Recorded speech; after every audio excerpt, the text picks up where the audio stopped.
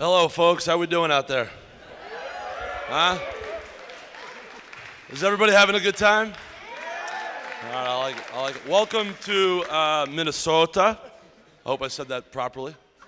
But I'd like to bring a bit of New York swagger to the procession now, if you will. Unlike the previous acts, I will do my best to cry instead of not cry. So we'll see how that rolls. For those of y'all who don't know me, my name is Alexander. I was Mike's first partner. I was his roommate. I was his roommate at Columbia for 3 years, and I was his soccer teammate for 4. And in case you're wondering, no, we are not gay. Not that there's anything wrong with that. Hopefully you understood the Seinfeld reference there. Some may say that I'm the Kramer in Mike's eclectic group of friends. I do the stutter every now and again.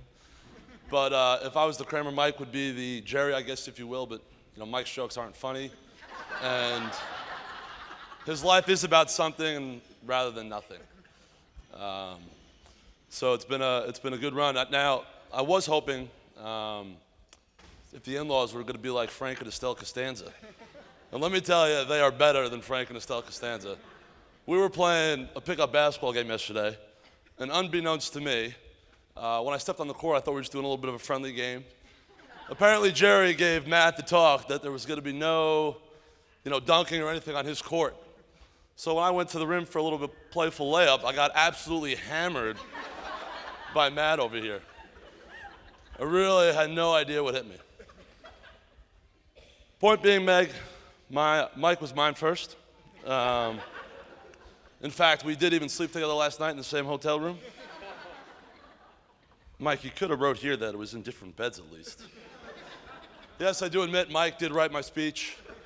He didn't really trust me, and why would you after 4 years of Columbia?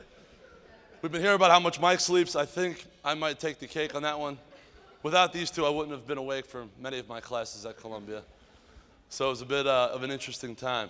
But anyway, so when Mike first asked me to be his best man, I immediately tried to think of what stories I could use in this very moment. NYPD showed up to our room one night. Soccer hazing. Half these boys know what I'm talking about. Karaoke and sake bombing gets very interesting. We did that a couple times.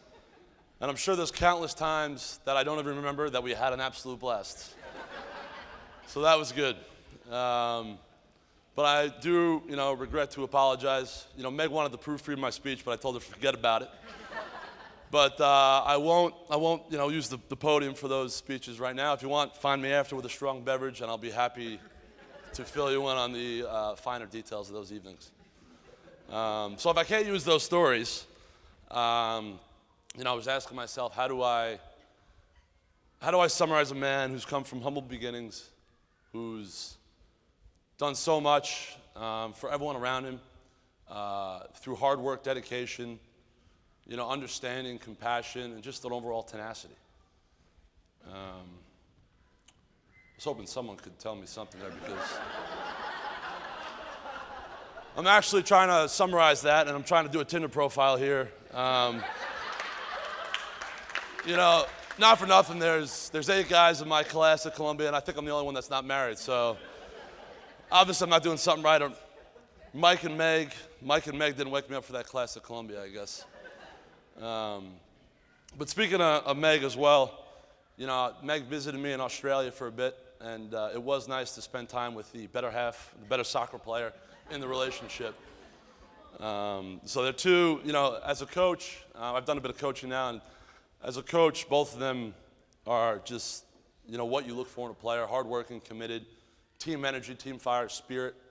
In fact, Mike, if the Giants called you, the New York Giants, I'd tell them to sign you right away. If the Vikings called, I wouldn't bother. They're a CFL team. I wouldn't bother about that.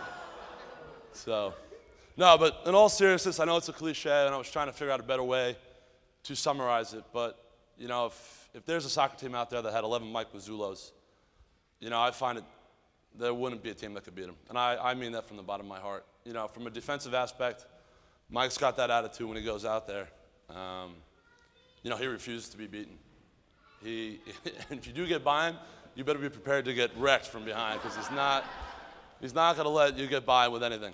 Offensively, he'll run through a brick wall to do what he's got to do to score. In fact, I've seen it a couple of times. I remember one poor guy from, I think it was actually Fordham, 2-foot slide tackle right through the box, just trying to score a goal. In fact, between the two of us, I think we both got it covered. Mike would injure all the guys on the other team, and I would injure my own teammates. As much as I wish that were a joke, that's actually pretty true. So that's a bit regrettable, but if you're in attendance here tonight, I do apologize. Will, I think, we might have had a run-in. It happens. Pounder, yeah, it's another story. But anyway, in all seriousness, Mike, they say, surround yourself with people that want to that make you want to be better. For me, Mike's that guy. I thank my lucky stars every day that, I was fortunate enough to be blessed with Mike as a roommate because he's that guy for me that makes me want to do better every day and twice on Sunday. He's also that man, he's a man of character that when you're not looking, he's the guy that's still going to do the right thing no matter what. And I think that says a lot about a person because today it's hard to find someone of that stature and responsibility and just someone you can trust when you're looking the other way. Now, before I get his head too big here, I guess I should add at the end of like one of those infomercials when they're doing the sales pitch and whatnot, at the end they run through all the da-da-da-da-da, all that stuff, with the warnings where if you take this pill, you die or something. Mike's a great athlete, but he did ask me to be a part of his intramural basketball team one time, and I went down there one night, and needless to say, he was positionless. Hopefully tonight, Meg, you have better luck with that.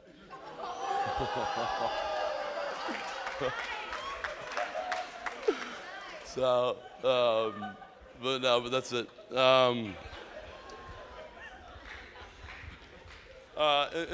wrap it up, I just thought it was fitting. I'm sorry. In closing, I'd like to mention, one of my idols as well is Vince Lombardi, coach of the Green Bay Packers. I don't know if I could mention that team in this town, but